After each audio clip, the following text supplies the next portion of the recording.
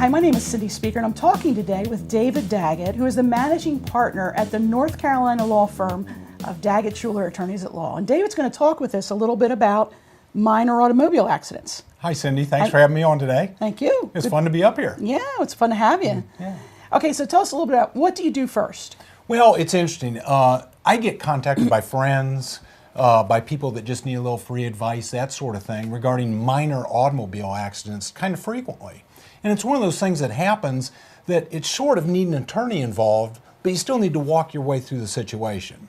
So the first thing we usually recommend is that you contact your own insurance company. Now I'm talking about after you leave the scene. Right. You contact your own insurance company, let them know what happened, report the claim. They can usually help you in reporting the claim to the other insurance company also. Mm-hmm.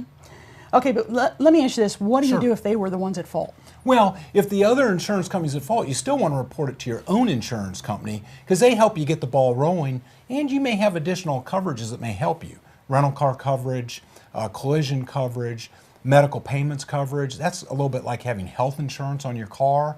All these things, it's important to know, and they're not really relevant to you until the situation arises. So you want to contact your own insurance agent, and then you can contact the other at-fault insurance company also. Okay. And what about if they are hurt? Maybe minor, but if they're hurt, what do they need to do? Well, the thing that I always recommend is even if you just think you're hurt, is you need to seek medical treatment. And for example, you go to your, I recommend using your own family doctor or primary care doctor as your quarterback. They're the ones that know you, and then they can refer you to other medical providers as the case may be. Now, if you don't have a family doctor, and there's a number of people that don't, then you can go to one of the prime care or urgent care type facilities, and they can direct you from there. But the important thing is to get checked out and make sure you're okay. Right. Your health is always your prime concern. Yeah, absolutely. So let's talk about the car. What is that process? It's not, maybe it's not drivable, Right, whatever. right. It's interesting. Damage to your car, to you, it's always kind of an emotional sort of thing. Right. But in reality, the car is just taking care of business. So if the car can be repaired, you're going to have to do a little legwork, get a couple estimates, pick out your repair shop, those sort of things.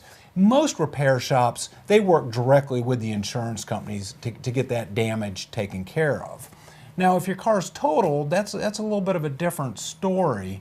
What you're entitled to is the fair market value of your vehicle. Where the emotions come in is your car's always worth more to you than it is to me, Right. and vice versa. There's resources that you've heard of book value. There's those sort of things you can go to see what the law says fair market value for your vehicle.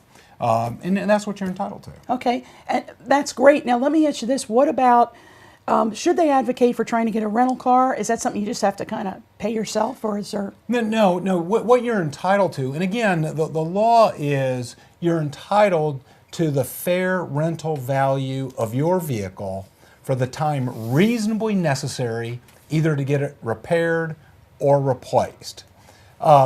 Basically, what they're going to cover is one of the national rent-a-car companies putting you in that car until your damages are taken care of. There can be a delay in that because the at-fault insurance company has to index their claim, they have to get a copy of the police report, all those sort of things before they authorize the rental car. Mm-hmm. That's where you can use your own insurance agent because you may have those coverages on your policy.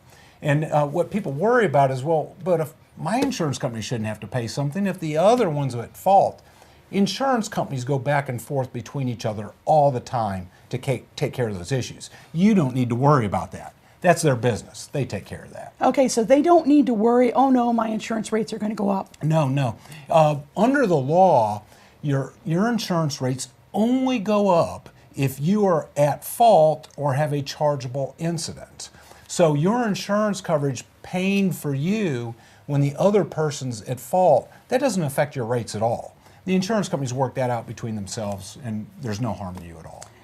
Okay, you brought up a good point. I think I had told you a friend of mine, a young person, had an accident last week, and you talk about establishing fault.